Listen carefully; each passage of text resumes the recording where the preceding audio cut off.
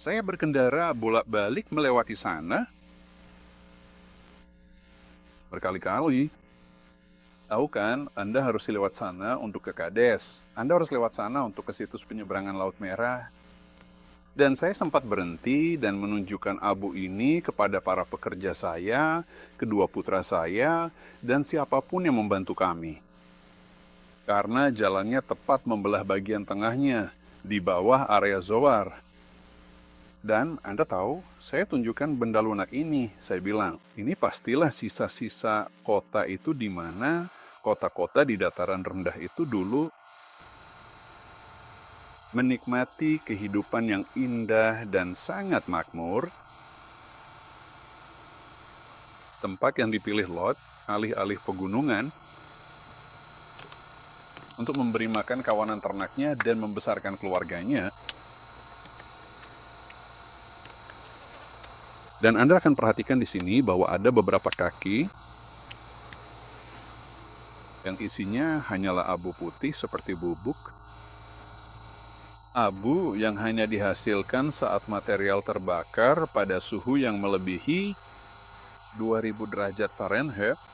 Benda ini hancur jadi bubuk di tangan Anda, menempel di pakaian. Ini benar-benar abu murni. Tapi itu terjadi, saya rasa, tahun 1988, Mary Nell, dan saya sedang di sana, dan dia menemukan bongkahan abu yang udah pecah terbuka, dan di dalamnya ada sebuah rongga kecil yang terlihat sangat mirip seperti bola mata, sulit dipercaya. Jadi kami agak bingung soal itu. Tapi sekitar setahun kemudian, kami benar-benar menemukan bola belerang. Bola-bola belerang ini, dan di tempat mereka terbakar habis, terdapat rongga yang sangat mirip, tahu kan, dengan yang ditemukan Mary Nell setahun sebelumnya. Oke, kita masih berada di Sodom dan Gomora. Tepat di depan Anda terlihat beberapa bintik yang tampak aneh pada, bisa kita katakan, lapisan abu ini. Ini bukan batu, ini abu. Sekarang kita akan mendekat untuk melihat ini lebih jelas. Dan Anda bisa melihat bahwa ada semacam tempat-tempat berbentuk lingkaran. Nah, apa yang telah kami temukan, dan kita akan mendekat sedikit di sini, adalah bahwa di dalam setiap bagian ini terdapat belerang. Itu ada di sebagian besar dari mereka. Sekarang yang tidak mengandung belerang di dalamnya, di yang satu ini, kami baru aja mengambil banyak belerang dan memasukkannya ke kantong spesimen kami. Tapi yang tidak memiliki belerang memiliki bagian tengah yang sangat hitam, di mana di mana suhunya sangat panas. Jadi sekarang kita akan beralih di yang satu ini, di mana masih ada belerang yang tersisa, dan menjauh secukupnya agar Anda bisa melihat apa yang kami lakukan di sini, dan kami akan mengambil sampel itu ke dalam kantong.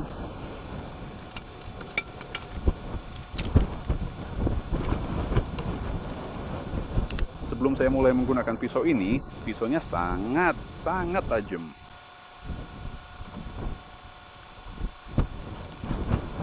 Oke, ini dia. Dan kami telah mengumpulkan beberapa lagi, dan baunya, dan rasanya seperti belerang. Tapi kami akan menganalisisnya untuk memastikan kebenarannya.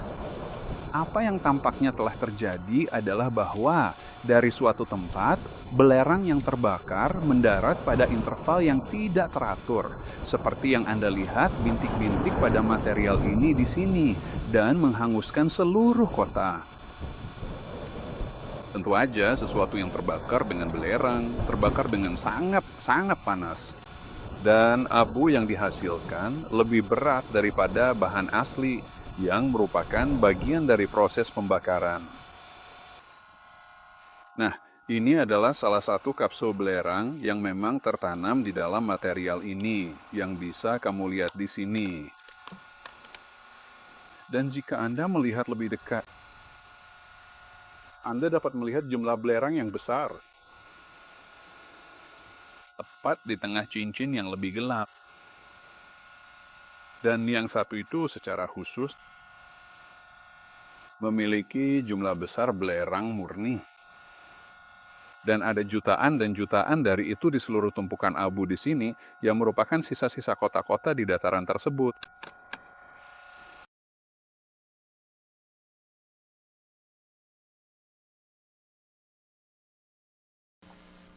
Jika Anda membaca kisah kunjungan para malaikat kepada Lot di Sodom, mereka mencoba mengeluarkan apa yang mereka pikir adalah dua pemuda, sementara Lot mencoba yang terbaik untuk melindungi orang-orang ini karena mereka adalah tamunya.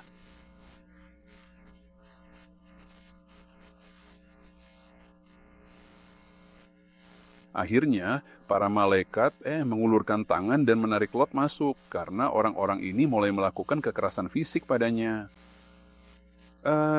Dan dikatakan, dan mereka membutakan orang-orang Sodom sehingga mereka kelelahan mencari pintu itu. Nah, saat saya pertama kali membaca tentang ini dan mendengar ceritanya, saya mengira Tuhan telah membutakan mereka. Tapi bukan itu yang tertulis. Para malaikat tentu saja melalui kuasa Tuhan yang telah Dia berikan untuk mereka gunakan. Mereka melakukan sesuatu pada orang-orang ini yang membuat mereka tidak mampu menemukan pintu rumah Lot. Mereka menemukan jalan pulang setelah mereka merasa kelelahan. Jadi, jika dia bisa menyembunyiin pintu dari orang-orang yang bertekad masuk ke rumah seseorang, maka saya percaya dia hanya melakukan sesuatu pada orang yang lewat di sana untuk mencegah mereka melihat ini sampai dia siap untuk menunjukkannya.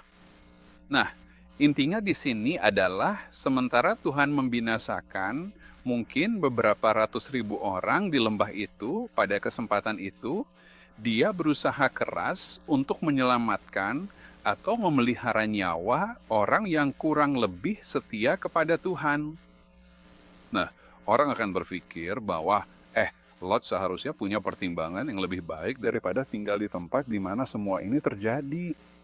Tapi bagaimanapun tampaknya Tuhan hampir bisa dikatakan telah berusaha sekuat tenaga untuk mengeluarkan Lot dan sebagian keluarganya dari bahaya.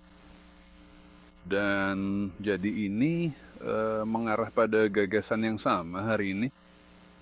Kita punya pilihan untuk datang kepada Bapa Surgawi kita dan memohon pengampunan atas dosa-dosa kita, dan agar Dia mengubah sifat berdosa kita, agar Dia memulihkan kita menjadi serupa dengan Tuhan. Seperti saat kita diciptakan pada mulanya, yang dinyatakan dalam Kejadian 1:26, dan memohon berkat ini kepadanya dalam nama dan darah putranya. Jika kita menolak melakukannya dan bersikeras menjadi kekuatan yang merusak dan mencemari, maka kita punya banyak bukti bahwa Tuhan akan membinasakan orang fasik. Sodom dan Gomora, kota-kota di lembah itu, dalam Yudas kita diberitahu bahwa mereka adalah contoh dari apa yang akan terjadi pada orang fasik, bahkan para malaikat. Dan tentu saja, dalam Yehezkiel 28, Tuhan memberitahu iblis bahwa dia akan menjadi abu di atas bumi. Maleakhi 4 memberitahu kita bahwa orang benar akan menginjak-injak orang fasik karena mereka akan menjadi abu di bawah telapak kaki mereka. Beberapa tingkat abu murni yang terdiri dari beberapa jenis, semua yang tersisa dari batu, kayu, orang-orang, hewan, segala sesuatu yang ada di Sodom dan Gomora. Anda ingat ketika api Tuhan membakar persembahan itu?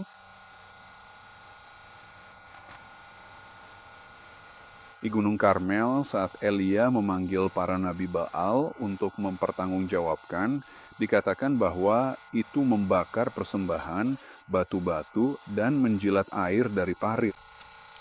Jadi tidak ada yang akan menemukan sisa-sisa arkeologis dari kota-kota di dataran itu selain abu ini. Dan teman-teman, jika kita menentang, seruan Tuhan yang baik dan penuh rahmat untuk datang kepadanya dan diselamatkan, serta diperbarui dan diampuni. Kita akan berakhir dalam kondisi yang persis seperti ini, karena firman Tuhan mengatakannya demikian. Dan Tuhan berfirman bahwa Dialah Tuhan. Ia tidak berubah dan Ia tidak mengubah apa yang telah keluar dari bibirnya.